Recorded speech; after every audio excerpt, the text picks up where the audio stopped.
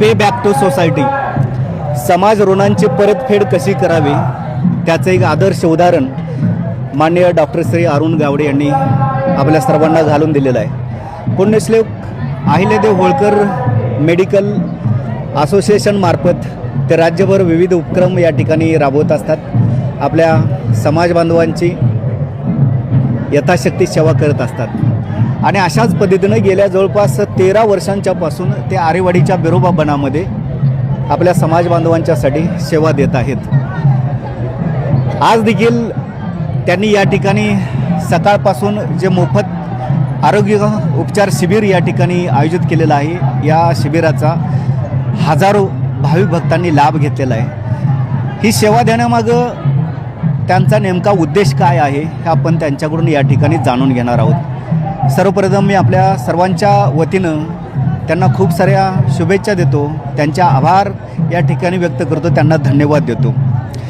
कारण ते बोलणाऱ्यापैकी नाही आहेत, काम करून दाखवणाऱ्यांच्यापैकी एक आहेत, म्हणून त्यांची मी जरा वेगळी ओळख या ठिकाणी करून दिलेली आहे आपल्या सर्वांना।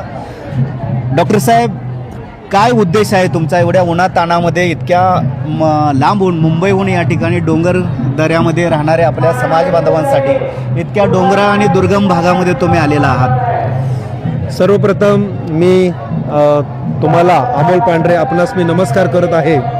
तसेच बिरोबा देवस्थानाचे आणि बिरोबा मंदिराला मी नमस्कार करून आपणास मी माझ्या या कार्याविषयी, या संस्थेच्या या कामकाजाविषयी थोडी माहिती देत आहे।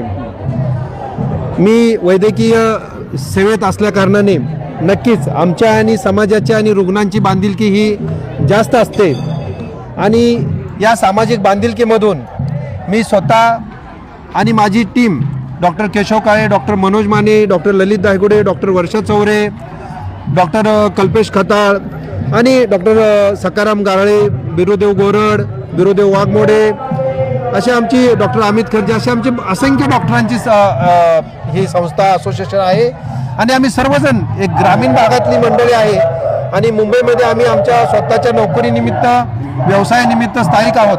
परंतु आपल्या समाजाचं एक देणं लागतं या नात्यानं या आरेवाडी या ठिकाणी या मे महिन्यातल्या चैत्रातल्या या यात्रेला असंख्य गोरगरीब भाविक आपली शेताची कामं करून या यात्रेला आपल्या या देवाला श्री बिरोबा देवाला भेटण्यासाठी, दर्शनासाठी ओढीनं, बैलगाडीनं, पायी चालत जमेल तसं या महाराष्ट्राच्या आजूबाजूच्या 3 ते 4 राज्यातून कर्नाटक